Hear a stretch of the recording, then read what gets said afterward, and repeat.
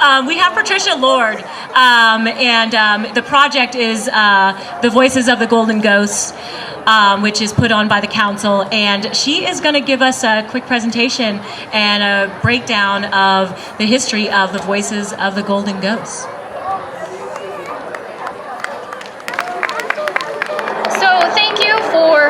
Letting me speak today.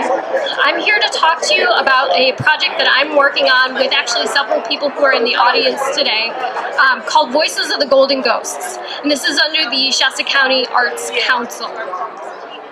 When we look at the current demographics of California, Gold Country, including the North State, is one of the least ethnically diverse parts of California.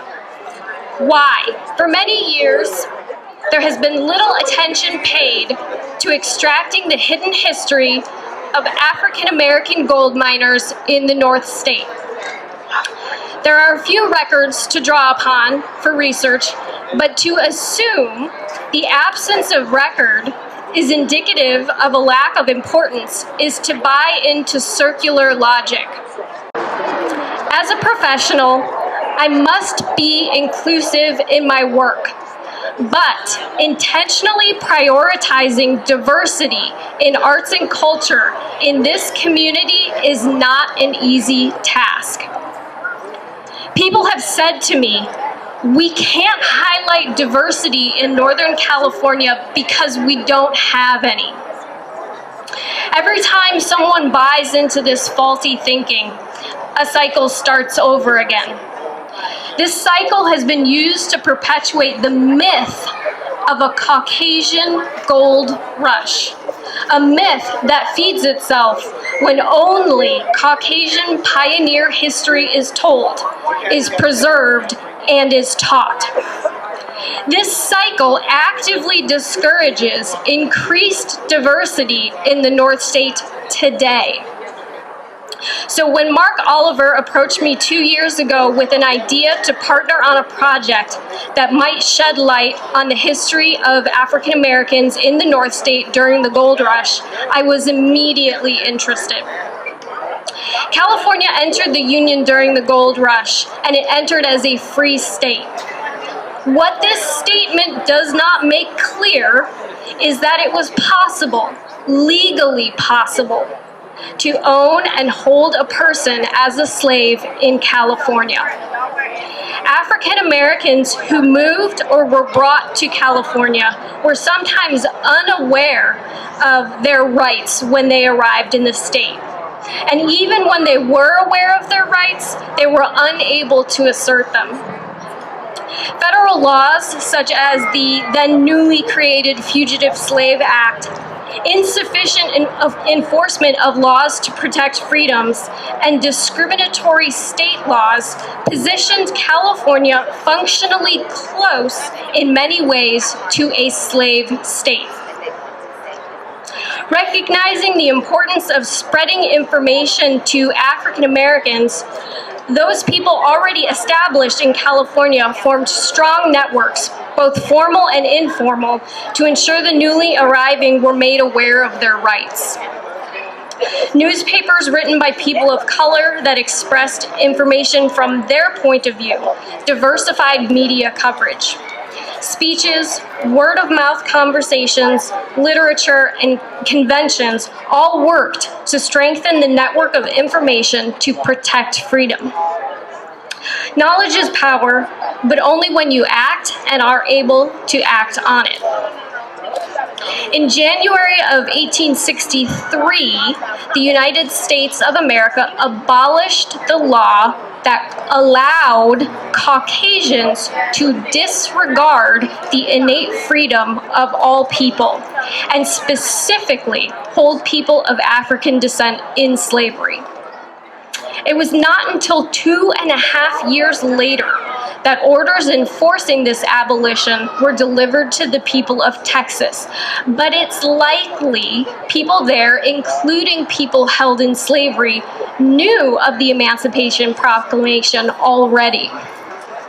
Rebels fleeing the fall of the Confederacy had been migrating to the stronghold of Texas with people that they were holding in slavery. and intermingled with the population already there. And this was well before the Union arrived, and certainly these people migrating to Texas brought pertinent information with them.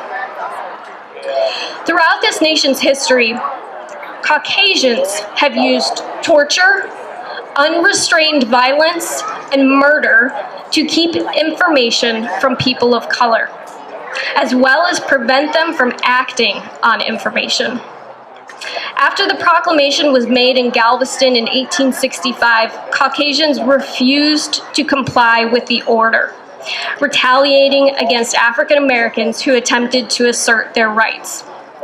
The Union Army made it clear that they would be of no help, flatly stating any individuals who attempt to leave do so at their very real peril. Voices of the Golden Ghosts is more than a research project. It's more than a dramatized history of African Americans. Its intent is to add back in the voices that were intentionally ignored, silenced, and excluded from the record. Participants drew upon their experiences from contemporary life to inform their interpretations of the African American experience in early California history.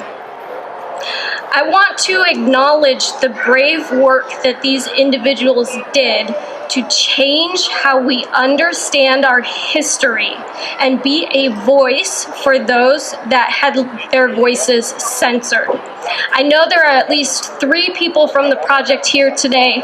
Abu, Nadine, I don't know where they are, I can't see them, and Tanasha are all participants. Are there any other participants that are here today?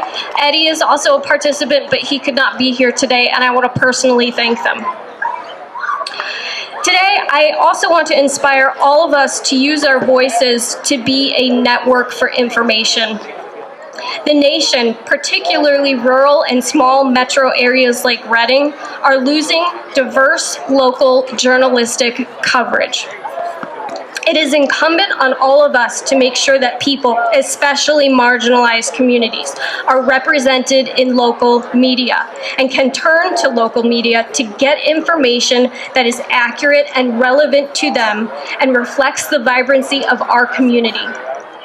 We cannot let the absence of voice be weaponized against us.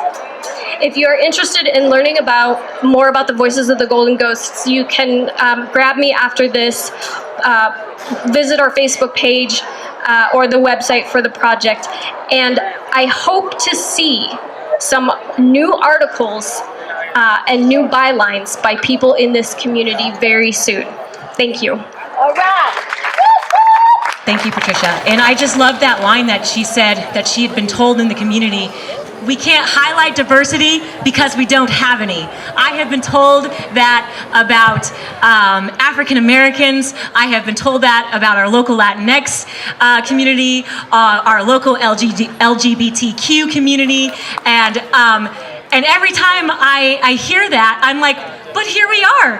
Here we are. And so I just think that's very, very beautiful statement. We can highlight diversity. And when we do, it is so, so beautiful. And if I could say something, I feel safer in my community today, Shasta County. I really do. I feel safer. I feel heard. I feel seen.